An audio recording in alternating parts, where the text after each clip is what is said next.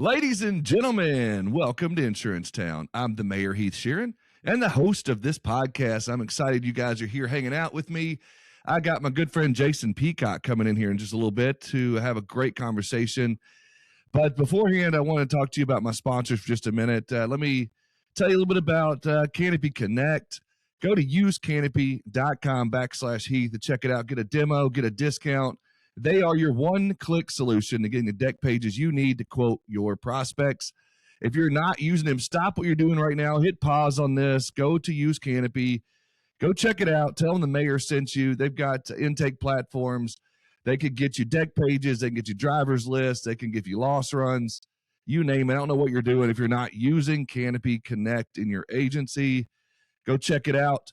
Also, my good friends over at Goalie Nutrition. Go to gogoalie.com/mayor. They are the inventive, people-focused nutrition company committed to providing innovative products that make taking your daily supplements simple and delicious. I personally use the 3-pack bundle with the apple cider vinegar gummies, the ashwagandha, and then the prebiotic, postbiotic. And it helps my gut, my mind. I feel good. I feel amazing. I couldn't live my life without these gummies, actually. And so make sure you go check that out, and you'll be so happy that you did. And lastly, my good friends over at Mav.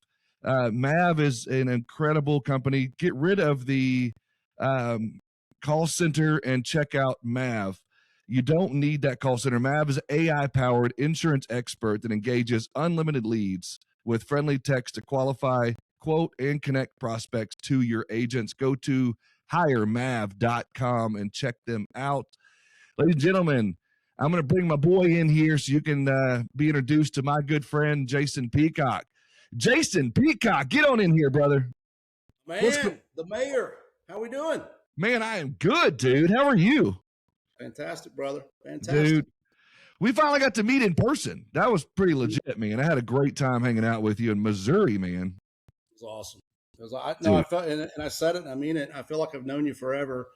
You know, I've seen you on LinkedIn and various platforms, and we have similar. I've noticed, Heath, we have similar beard coloring.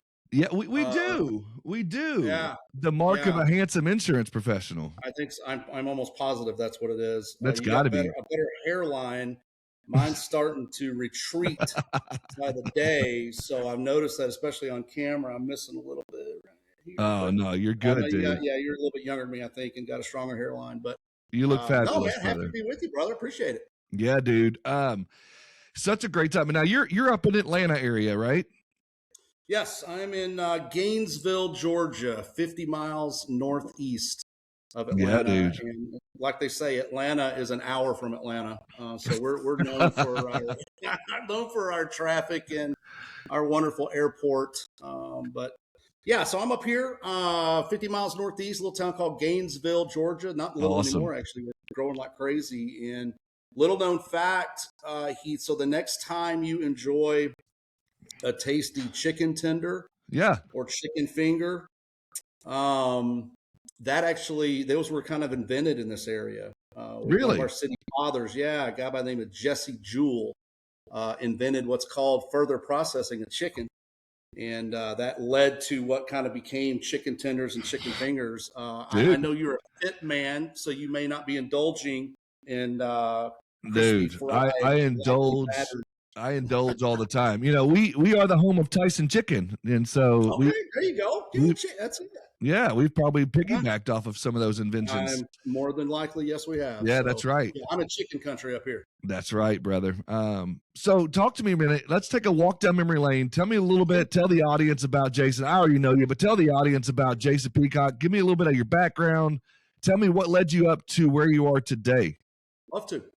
Yeah, so I this month, March, I began my 28th year. So I'm closing in on 3 decades as an independent, all of them on the agency side. So all as an independent agent. Started out as all producers start out, struggling in absolute survival mode. Would basically write anything. If you could fog a mirror, I would talk to you. and try to get a quote put together and so forth. Yeah, I was in survival, man. I had a 1-year-old, or we had a 1-year-old little boy, and so I had to get out and work and just grind and hustle. And this was before tools on the internet and so forth. And I remember I had an office, a phone, a computer that wouldn't do anything. And then I went back in storage and I found what was called a manufacturer's directory, which literally, Heath, was like a phone book. And I started with that, day one, literally. So that's March 1998. I believe that's right. So that's, many moons ago.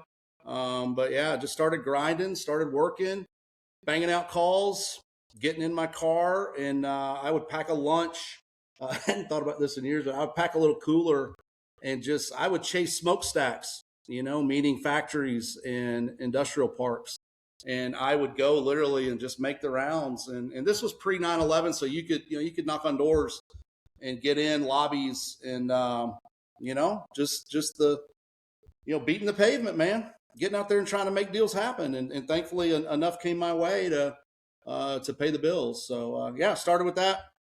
And then I guess in 2002, myself and a couple colleagues joined forces, and we joined a company and opened up a local branch here for what is now a very, very large brokerage, but was there for about 14, 15 years, and then kind of sold my interest in that in 2016. So that's 10 years ago, actually. So I'm still in the business day to day.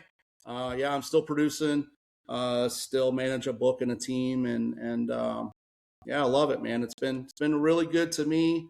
Got a couple kids in the business now, and having a ball. Okay, gosh, 30 years almost in the industry, 3 decades. Yes. Yeah. And I've been in it 24 years, 25 years.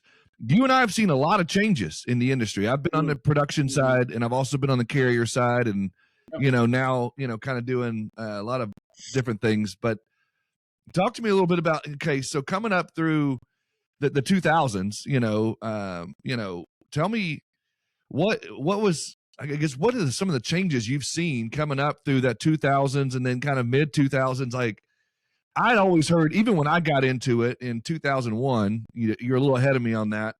The sayings, it was already being talked about. Oh, we're going to be replaced by the internet, or the small agency's not going to be around anymore. Right. And all of that fear was even in my head, but obviously 25, 30 years later, we're still here.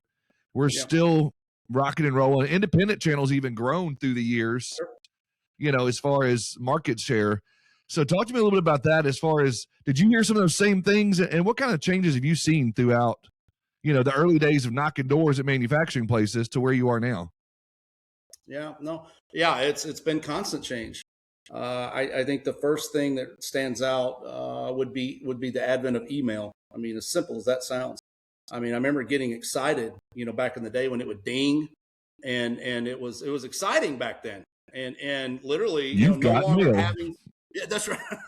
And so no longer having to stand in line. We had like one little room where we had a fax machine, a scanner, and everything. And I was the new kid on the block. So I remember this, Heath. I remember having faxes, and I would get in line. Like, it was like, I would stand in line behind some of the staff before I could fax my stuff, and so, seeing the changes with that, seeing email, I think a major change, at least, for producers and client facing roles is just access. That now folks have you 24/7 if you allow it. And so it's the accessibility is so much different. It's really hard, now to really kind of shut down. But back then, if they didn't get you when you walked out the door, that's kind of it. We had cell phones or bag phones. You had the big brick phone back in the day. But now it's just totally different, buddy. I mean, it's you're so accessible, and that works both ways. We only had our underwriters, till 5 o'clock, or some of them would skate out at 4, and then they were gone. So, now you have access to them, and you can communicate, all the time. So that's certainly a huge change. But man, I mean, once technology started, we've always heard that we're going to kind of be replaced. It's always been that. And I can remember, to your point, I was a rep for a company And I remember, one of the things when emails first started, when smartphones first started coming out, I had just went over to EMC. This was, early days of smartphones and Blackberries and whatnot. And I remember a memo going around is, as soon as you walk out of that agency visit, you get on your Blackberry or whatever, and you send an email. It says, "Hey, thanks for your visit." Da da da da. And it was like, well, you thought we were the coolest ever because we could send an email as soon as we got out. Absolutely. And then, I can remember even as a producer before then, when we still had the flip phones and whatnot, we could still text or whatever. And if I'd get a card with a cell phone number or whatever on it, I could just send a text, say, "Hey, thanks for seeing me." Or I'd even text them on the way. And I thought it was so cool to be like, "Hey, I'll see you in a few minutes," just to make sure they weren't going to stand me up. But yeah, I mean, communication back then was such a big deal when that changed. And you no longer needed to go to the phone book for your prospecting, and you just, No, that's right. It was crazy. Yeah, no, completely. But no, I still think there will always be a place for us, Heath. Being in this long, you live through situations where, I tell people, I'm the second call from a client because the first call is 911. So I end up being the second call, and I have, we've lived through some things in this business. That I don't care what the platform is, and AI is great and all that, and it's wonderful, and there's some great, incredible tools. But when your client's plant is burning to the ground and literally becomes ashes that they built through everything they had and through sweat and toil and tears, and client I've had for a long time, 25 plus years, and there's something about showing up. And when you stand there with them and watch it burn because you can't put it out. 100%. There's something about that, and that can't be replaced by AI. That can't be replaced by technology. No, you're not gonna. No, you're getting calls when tragedy happens. And like I said, I'm the second call. I've been the second call many times where a client calls me, "Jason, hey man, we just had a guy, in fatality, and he's in the ambulance on the way right now. What do we do?" And I'm the voice on the other end of the phone. And so I'm talking with a client and trying to comfort them and prepare them and so forth. So yeah, from that respect, Heath, that's job security. That's not going anywhere. But yeah, we can certainly use the tools are great. It's what we're doing right now. We've been doing this kind of stuff, but yeah. 1,000%. Talk to me though a little bit for those that are listening right now. I've got people that are green that just started, and I've got people that have been around like you and I with the gray beards. Talk to me a little bit about and tell the audience just the importance over the 28 years of that carrier agency relationship, and kind of there's been friction points, I'm sure, but then there's also been those positives, and how important that is to have that relationship. But some of these agencies that I talk to that are brand new, they don't quite get it, and even some of the old school guys that have been around a long time, sometimes they take for granted that relationship, and they kind of have that old school mindset. But so just for the general audience listening, talk to me a little bit about the importance of that relationship. No, it's everything. I remember an early mentor. I was just really getting started, and I caught this guy at basically the end of his career. Unfortunately, he was kind of semi-retired, so I didn't get much time with him. But when I did get a minute, he was absolutely pure gold. Everything he said, his name was on the building. He was a very extremely successful guy in our business. And I remember one nugget he shared with me, and he said, "Jason," he said, "I'm going to tell you something." He said, you can always find new customers, you can find new prospects, you can find that, you're going to win deals, you're going to lose clients. He said, but you better get airtight with your carrier partners. He said, you better be very close. He said, you work to get close or closer to them even than you do your clients. He says, I'm telling you, it's key. It's huge, because there will be times where you need them. There will be gray area claims where they may pay, they may not pay. You may need them to really step up and help. And it's the relationships that make that happen. There's going to be underwriters that they want to say yes, but and so it's getting those deals done. He said, and that's the relationships, and it's not done overnight, Heath. It takes years. Some of my best relationship, now, unfortunately, a lot of people my age are, they're retiring, so I'm having to rebuild a lot of those within my carrier partners. But no, it's huge, man. It's just that will never go away. No matter what. And I believe this. I believe he who with the best relationship, that's who wins. long-term. Oh, yeah. It may cost you a deal or two transactionally. You may get beat, but just live through it long enough to know that that's no substitute for it. Absolutely.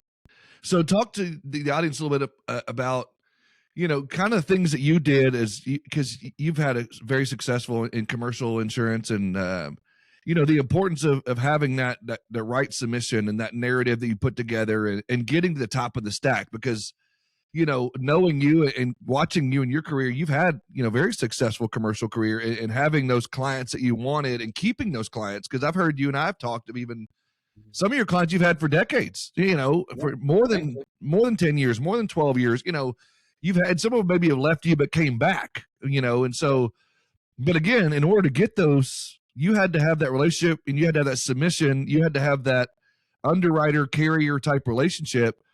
Tell me a little bit about that. Tell the audience a little bit about what you had to do to keep a long-term client. Well, two things. I would say, and we're middlemen, so we have two clients. So I've got my clients, my buyers, that thankfully buy from me. They bought from me and they continue to. And like I said, we've got some great long-term relationships there. And then on our carrier partner side, so I'm kind of in the middle. I've got to have very strong relationships on both sides. As far as my clients, those that buy from me, I would say, and I've tried to teach my kids this, is that the key, I believe this entirely, is response. Respond timely. And it may not be the news that they want. And that's often the case. You may have to be the bearer of bad news. I've had to do that a whole bunch throughout my career, and that's no fun at all. But they need to know that when they call, when they text, when they email, that Jason's going to get back to me, in a timely fashion. And that's both sides, and that's on the carrier side. I think your question was, how do you get your submission at the top of the stack? I think one huge way is you can't be the boy that cries wolf. I've worked with a whole bunch of people throughout my career, and when you need your carrier partners is when you need them. I just had this situation recently, just last month, just recently, where I needed I needed one of my carrier partners to really step up and help me with a situation. And I went to my person, wasn't even an underwriter, it was kind of my rep that I deal with.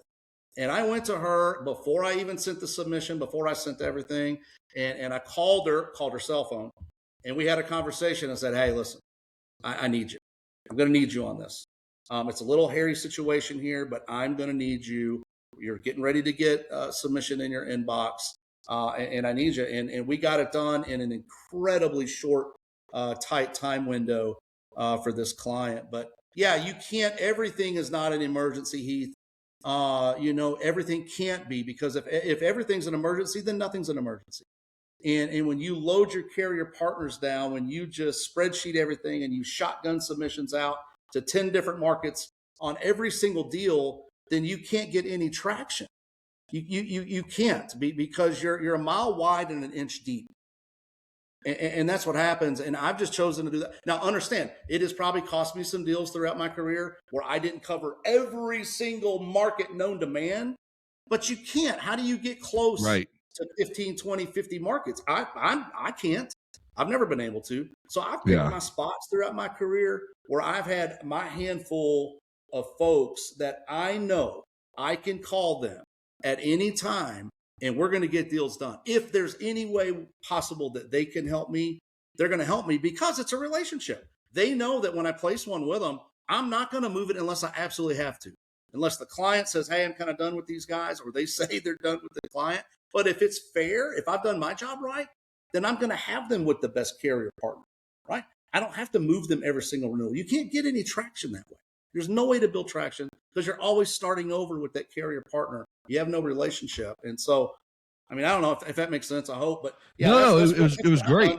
30 years. So. No, it was fantastic. And, you had, signed and gave me a book, and I can't wait to dig deeper into it on, how to, find and keep those customers that you want, as we talk about those long-term relationships and finding those clients that you want.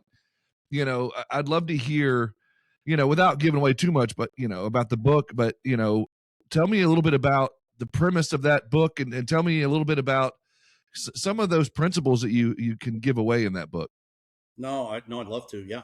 Yeah. So the backstory real quick is December 2014, I guess it was. I'm at, I remember exactly where it was. I was at Dick's Sporting Goods, and I had a cart, and I'm putting stuff in it, doing a little Christmas shopping, and my phone rings, and I look at it, and it was my longtime account exec who just retired recently, my right hand, my partner, Trisha.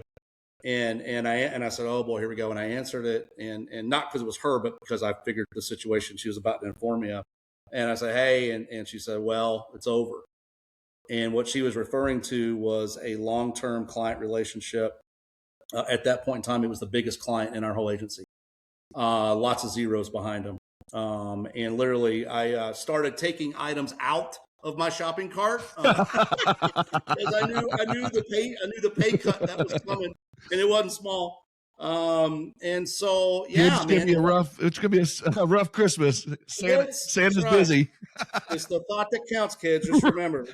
Right. So, but no, exactly. And so that was December, and then first quarter of 2015, man, I lost about half my business, almost overnight. First quarter, Q1. And so 5 of my top 8 accounts, I had a few that were bought out, and so whoever bought them, they had a Jason, they didn't need another one. And, had one went out of business, and then, we had one that fired us, and he should have fired us. We dropped the ball on some stuff that we should have handled, and we didn't handle it. And so the backstory is I'm sitting there faced with my book about cut in half. I got 3 kids that are about to start college in just a few years. Which is very expensive no matter where you live. And so I had to rebuild.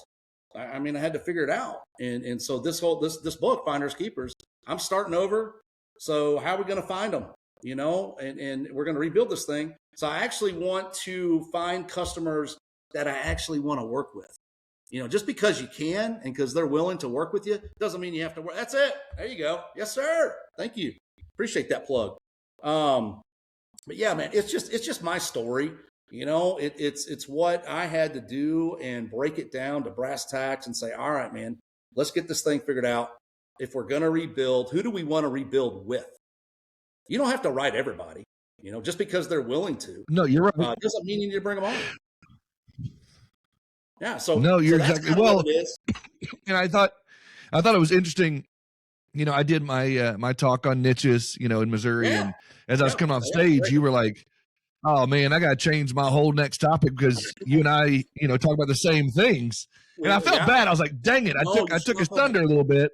Not at all. But I love the fact that we were talking about the same things, and you kind of get into that a little bit too, of like the who, the what, who do you want to, who's your ideal client, what do you want to go after, who do you want to go after, how do you identify those? So talk to me a little bit about that. Like, how did you guys decide on, and not to be specific, but like, how would the audience listening? Because I'm a firm believer that if you're going to have long-term success in this industry, you got to go beyond being a generalist. I think you have to have specific niches. And I think it's also a great way to hire new producers. If you're an agency, listen, it's like everybody says they need a new producer. If you bring them in and say, hey, we've got this niche, we're going to stand up, they're that path from zero to, starting the right business is a lot shorter if you've got a niche stood up for them. Or maybe you recruit a guy from the auto mechanic business or a hotel business or another business and say, hey, come in here and okay. So we're on the same page, but talk to the audience a little bit about some of that you got into, and maybe some of you talking about what you were going to give in Missouri but didn't get a chance to because I ripped them from you. All good. No, yeah. The who aspect of it is like, who you want to work with. And here's how I did it. I literally, Heath, I just went down my client roster and I asked real simple questions like, what is my gut reaction when I see their name pop up on my phone? When that client calls and I see their name, because the answer to it. Oh, wow. Okay. Like if your gut sinks, 100%. And so that should tell you.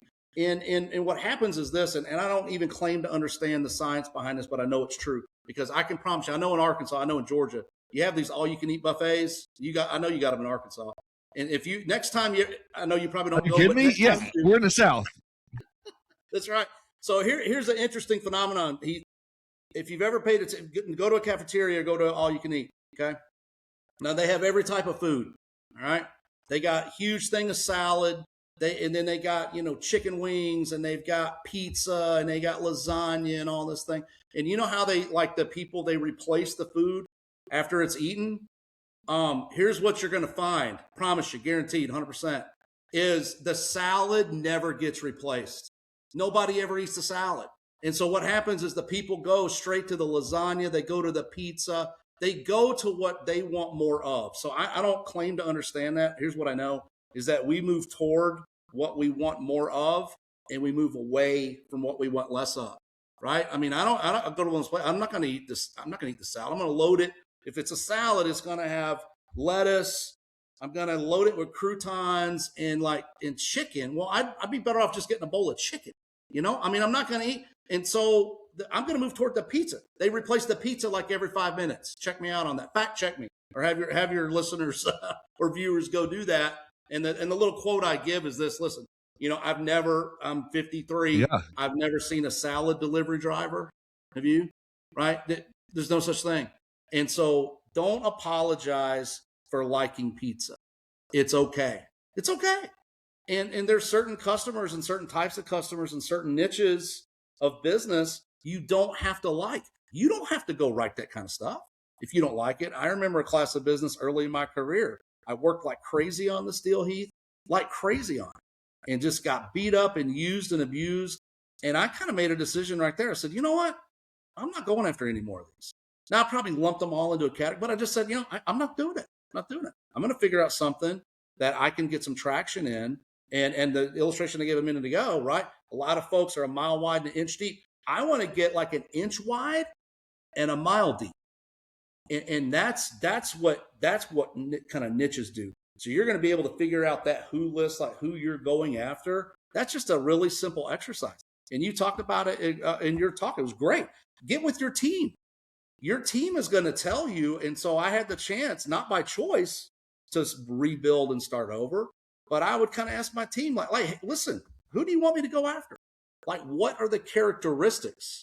And I love your talk. You got into demographics of clients, but you can also kind of get into characteristics. What is it about John Doe and Jane Doe that you really like? That if we could replicate that throughout our portfolio, throughout our book of business, what is it that I need to be out there hunting for and searching for? 100%. What is it about them that makes them that we want to continue to work with folks like that? Yeah. So that's a few of them. No, you're exactly right. And I can tell you. They're going to tell you. No, you're exactly right. And that was one of the things that I learned, early on was, I really wanted to go after truckers because it just, that's what everybody wants to go after when they get in niches, because there's a lot of truckers on the road, and it's easy to find the stuff on safer websites and all that kind of stuff.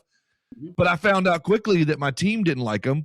I didn't have the right carrier portfolio, and I just didn't have enough, for me, because it's a lot of work. It's a lot of, chasing down drivers, a lot of getting certificates out, a lot of just things that go along with truck driving. Sure. And as much as I thought, these are my people, they're blue collar, they're fun, they're cool to talk to. I mean, they're just salt of the earth, fun people to be around, but it just didn't work because my team wasn't in it. And that's such it's a niche a lot of people are in. And so it was hard for me to really compete there. And so I found, okay, that's not going to work for me. So I had to dig around and, trial and error and figure it out. I tried to go after hotels, but I figured out quickly for me, the hotels in my area shop every year, and they want the best rate every year. And so that wasn't for me. I just couldn't. So I had to again, I just keep retooling. Going back to what you were talking about, you had to just start over, but I had to keep retooling until I finally figured it out. And I had to find a niche that I was excited about. And so I had to ask myself, that's right, what do I care about? What's important to me? And again, I said it in my talk, I'm a big boy. People that know me, I'm a big old boy. And so I like to eat. I love all you can eat buffets. You kidding me? But so if I could sit there at a restaurant, and my favorite move would just be, after a great meal, hey, is the chef here or is the owner here? Whatever. I'd love to just, hey, great meal, compliments to the chef, kind of the cliche things you see on TV. And I would just go through that. And then I'd be like, hey, you the owner? And again, it just start a conversation. And then, Hey, I'd love to talk to you about your insurance someday, after a couple of times of visit. It was just easy. Same thing with contractors. I would see them all the place. I'd see contractors everywhere, and I just get to call. So for me anyway, it just became about what my team wanted, what I wanted to get into, why I cared, what my carriers wanted. That was the other conversation, was sitting down with carriers. But that's right. I love it. I love that you wrote the book on it, and I love that you got into this kind of thing of the who and the what. And so then it became about, and I would love to hear your thoughts a little bit on, once you decide, again, on your finders keepers, once you found them, now how do you keep them? What goes on from there? What are some of those things that you could talk to just for a few minutes on, sure, beyond relationships? What are you doing after that to keep them? We do very few things. And I know that sounds simple, but it really is. We kind of drill down, and this is a great exercise I encourage everybody to do, is just think back through your most recent wins and figure out how and why you won that deal. And that'll start to show you a trend line. Oh, I like and that. Sometimes, Heath, and you actually talked about this. When I did that on my own and I looked through it, not a single win had anything to do with me and my charming personality or my sales skills or my whatever, and we do all this training early on in your career on handling objections and this, and it had nothing to do with any of that, man. It was literally, we lined up our deals and I was like, hey, we won this one because of X. And we came up with, just honestly, it was a handful of things that we do, just a handful. It's not 10. I mean, literally it's like 3 to 5 things. But those are number one wasn't your charming good looks and your wonderful personality. As hard as that is to believe, as hard as it had nothing to do with any of it, unfortunately. So what were some of those things that stood out, like the common themes? No, yeah. So one thing that we bump against a lot in my niche is compliance. So I'm in a I think I've heard some people call it like a micro niche. I'm in a very small niche of construction that I play in, and compliance is everything. So these guys that I insure, they can't even get on the job site if all the boxes aren't checked correctly. And I'll have 1,000%. You'll have guys, it's huge, man. So you'll have guys that have crews that are sitting in hotel rooms and who knows where, and they can't even get on the job site if the onboarding hasn't been done properly. And so one of the things that I've always said to my people is, and it's a moving target, we're constantly working on this to make sure our guys are good and our guys stay in compliance. And it's tough, but we double down on that. One of the things that my teammates do for our clients is we'll get like their logins on some of these third-party onboarding systems, and we'll do it for them. We'll go in, because these guys are contractors, they're construction guys. Yeah. They don't have time to do that. They're running crews, they're in trucks, That's they're awesome. traveling the country. And so those aren't huge, but they become huge, because if you got a crew sitting in a hotel room, you are bleeding money. And so those are a handful of things. When we started looking through that, it wasn't like 10 reasons. Now you talked about this in your talk.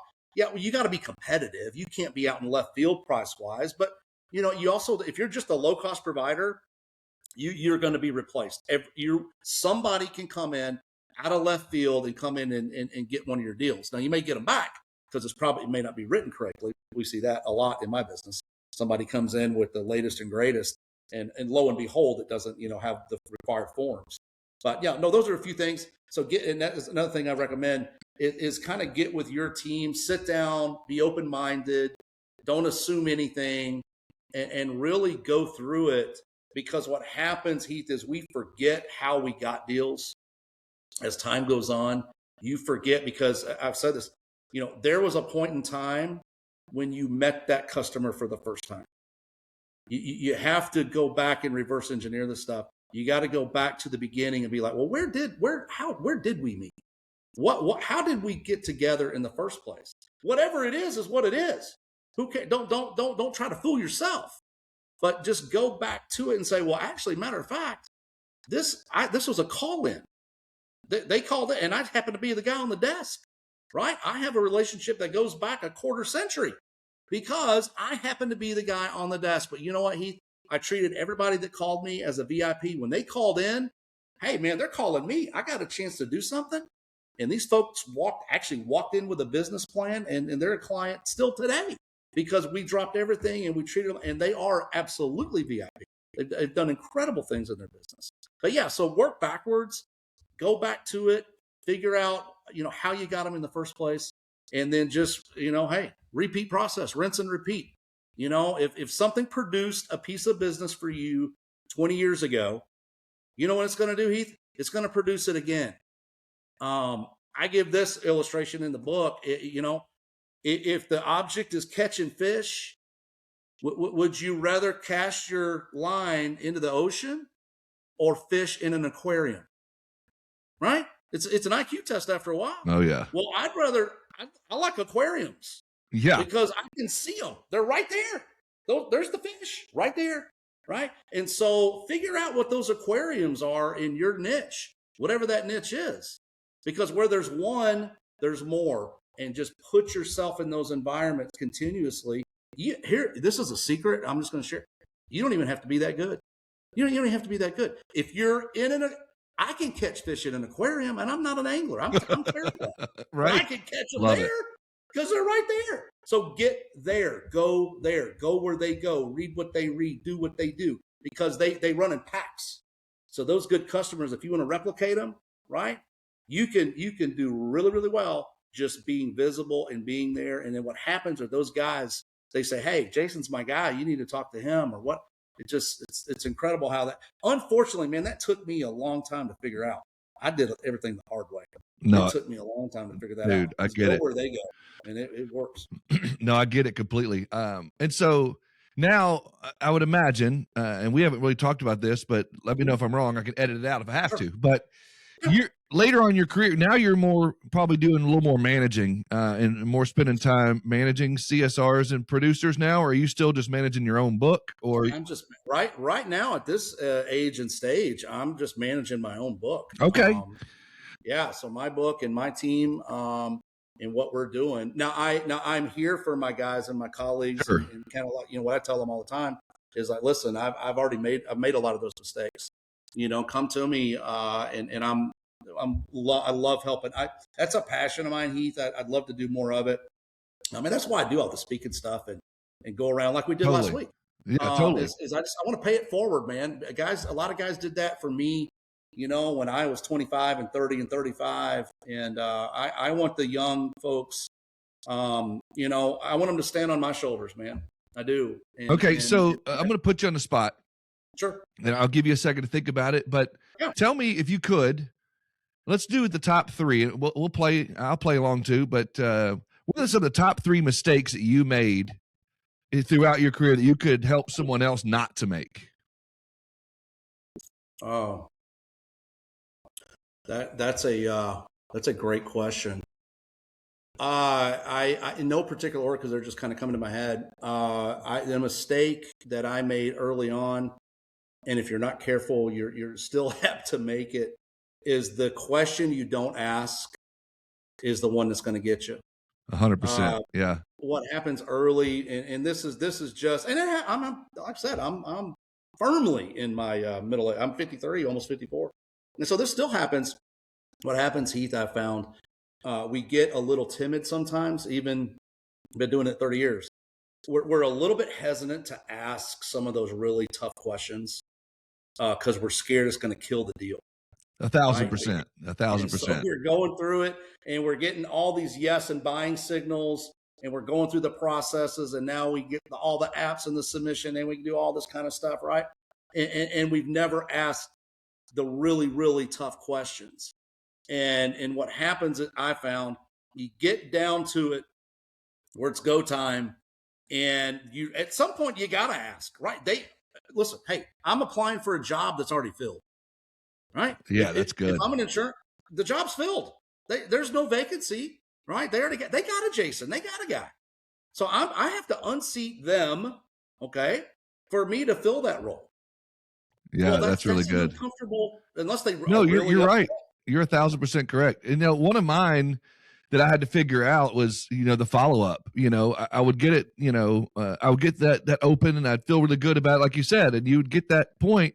And then sometimes I would get busy doing things, I forget to follow up, or I didn't have a good cadence there to follow up. And so maybe I'd call on them and they'd say, oh, my ex date's in 120 days or, 6 months out or whatever, and I would forget to follow up. Or maybe I'd get the aquarium fish on the line and then I would just forget to follow back up. And that was one of the things I had to learn really quickly and had to put into play of, okay, I've got to put some notes in a system, or I've got to have a follow-up system or something. Because so many times I'd come back around and they'd be like, man, I just went with so-and-so because you didn't follow up with me. You didn't call me back. Yes. Oh yeah. No, there's nothing worse. You get a prospect and you hit it off and you don't file it correctly. And all of a sudden you get back with them and they say, oh, had you called me? We just went with, and I'm like, so no, that happened. That's where technology comes in. 1,000%. Systemize or agonize. You better figure it out in the earlier. So your young listeners or young viewers, you better do it now while you're young. And because as your book grows, as you get busy, because you and I both know you've got constant new business activities that you're doing. And then you've got stuff coming at you in your existing book, right? Or then you're meeting with carrier partners on a day. So there's a lot. We're busy people. There's a lot going on. So you better get a system so that things like that don't fall through the cracks. But yeah, that's a huge mistake I made, is not asking those hard questions. Hey, assuming we get everything put together, are you going to be in a position to make a move to me? It seems like you fit our profile. It seems like we're going to be able to work together, but am I up against something, and I've had this happen where you go all the way through it and it ends up being the guy's brother-in-law. 1,000%. That Thanksgiving tastes a lot different, right? And that goes back to asking the questions. If that was a question you could have asked in the beginning of, tell me about your relationship with your current agent. Oh, it's my brother-in-law. Okay, well, good to meet you. Have a great day. Take care. Unless they say, oh, I never have liked my brother-in-law. He's kind of a dick. But, you never know.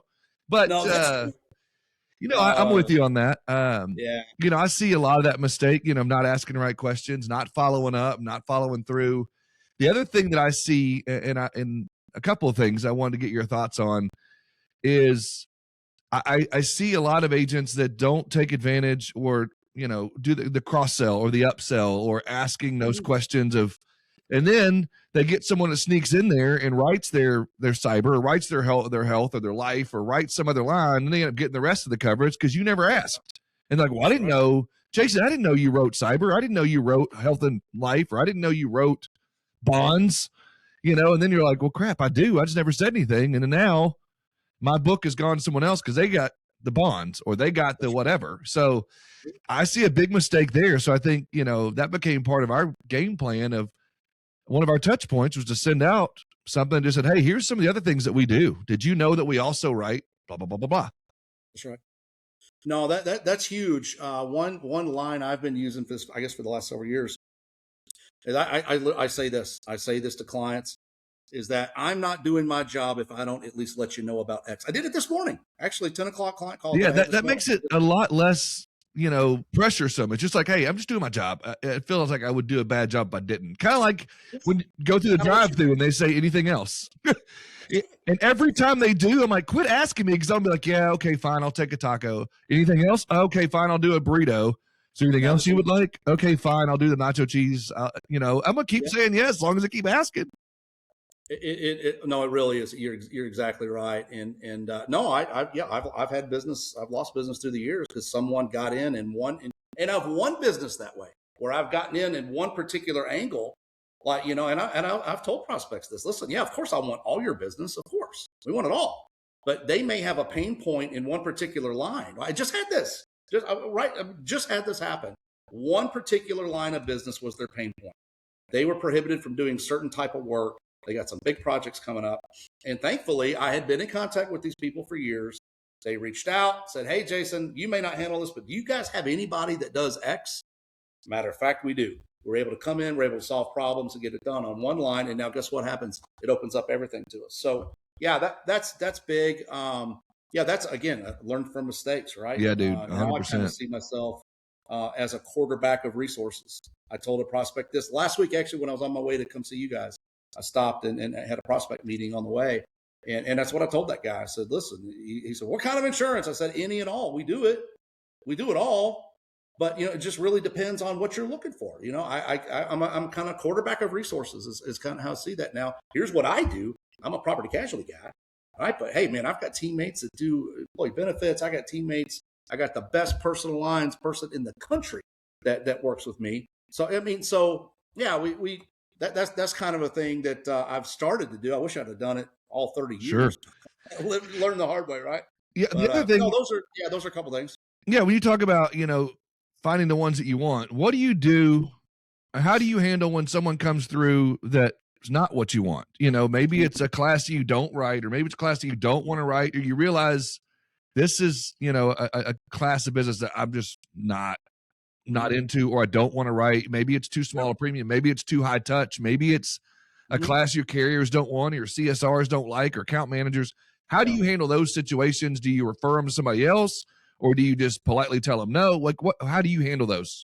I've had to do a little bit of send them to a competitor that you don't like. How about that? No, no, and this is where I think it pays to have friends in the business that are friendly competitors, 100%. that do other lines of business that are better served. I got a friend that his whole firm, and they're very good at smaller group type employee benefit plans. The guy's a true pro at that. And so I've sent clients, actually. I've sent other folks that are, we're just maybe not set up for that. But he is, and his team is. And so it helps to, over time, and as I say, dig your well before you're thirsty. Build those relationships, grab a lunch with somebody, get to know those kind of in your whole ecosystem. And again, it may not be you guys that are able to do it, but that stuff kind of comes back to you when you treat people well. And I'll pick up the phone and call them and just say, hey man, I got somebody, I think it fits your profile maybe more than ours, and send them on the way. But yeah, no, there are those, Heath, that we just that we can't help, and you just respectfully just say, hey, we're not in a position to do that. This is what we do.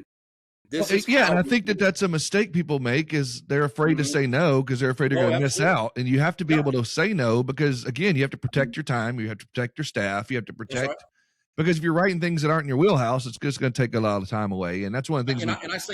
I say this, Heath. I've told people this, that hey, I'm doing you a disservice. For me to actually try to put this together, I'm doing you a disservice because I don't know what I'm doing. I like that. Be honest, yeah. Just because that's the truth. Because if I get in there, I may, like you mentioned restaurants, I don't know that I've ever, maybe I've had one in my 30 years, but I've had folks, hey, Jason, we'd love to work. And I was like, listen, I'm doing you a disservice.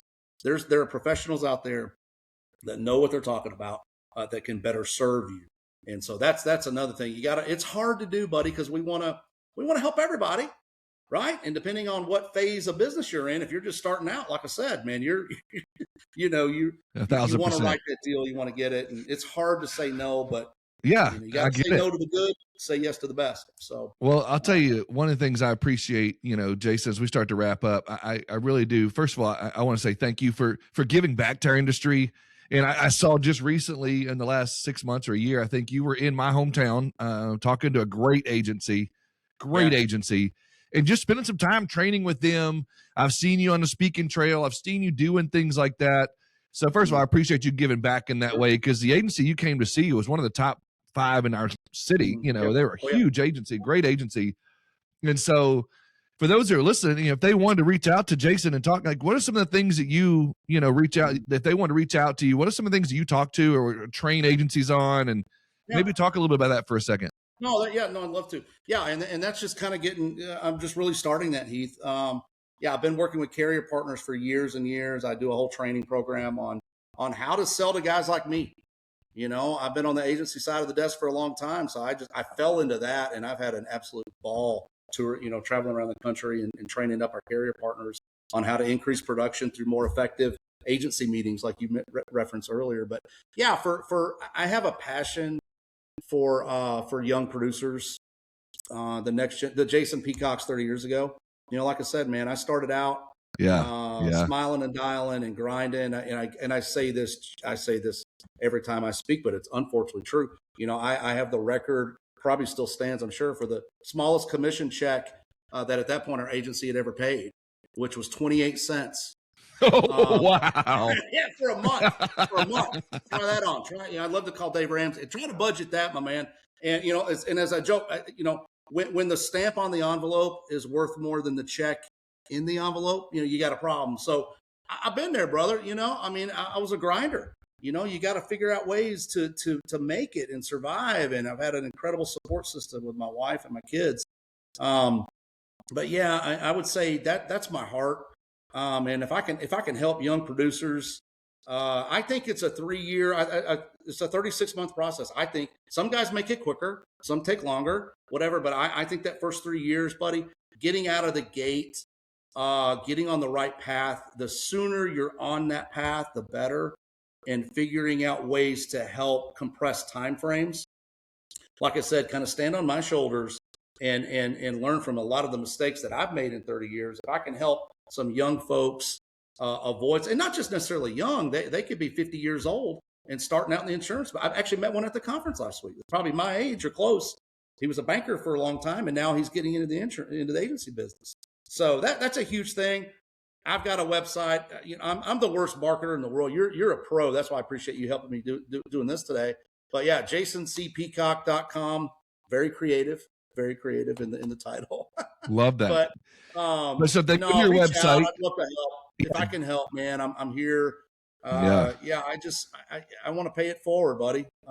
It's been so good to me, this business, and I couldn't agree more. I said, I've had mentors that really helped me, carrier side, and colleagues, you know, that just stepped into my life at critical moments. And I just want to be there for them. And it could be as simple as a phone call or an email or whatever. Say, hey, buddy, I'm doing this. I'd love to help. I don't know where that's going to lead to. We'll see. You know, I'd love to do more of it. But in the meantime, I get some opportunities to speak around here and there. And I love conferences like we just had in Missouri, buddy. I mean, those are our people, you know, and we're in. You're exactly right. I love it, you know, and anything I can do like that for groups like we just met with last week, I'm here for it.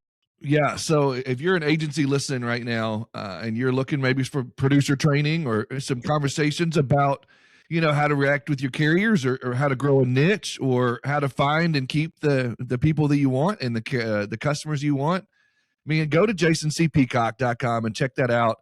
And or if you want him to come in just for one of your weekly or monthly sales meetings, you want him to come in on a Zoom call, you know, Jason would love to do that. If you want to check out his book, you know, reach out, you know, to me or him, and we'll get you some copies of the book. And, you know, carriers, if you're listening, you need some conversation there at jasoncpeacock.com. Go check that out.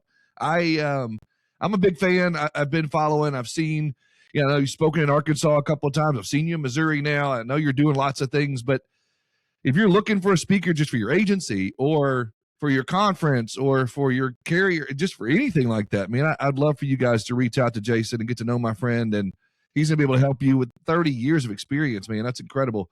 And, you know, beyond that, he's just a good dude, man.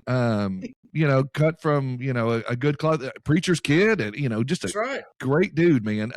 And so, man, again, I can't thank you enough for everything that you do, Jason. Thank you. It's my honor. It's my pleasure, buddy. I appreciate what you're doing, sharing the good word, man. It's like I said, man, we're in this thing together. So anything I can do for you, you reach out. Don't hesitate. 1,000%, brother. So, and then, you know, LinkedIn, is it just Jason Peacock or is it got the C in there or are you? Yeah, I got a couple different I like I said, I'm terrible at technology. I need to improve in it, but probably just if they want to connect with me, go to my website. I think it's literally got a connect button. There you go. That'll get to me. And perfect. I'd love to. Yeah. Anybody I can help, man. Let's do it. That's awesome. Well, brother, again, thank you so much for being here today. Thank you for joining Insurance Town. And I'll have my driver take you back to the airport here in a few minutes and you can jump on the private jet back to Georgia. I love it. Let's do it. Sounds great, buddy.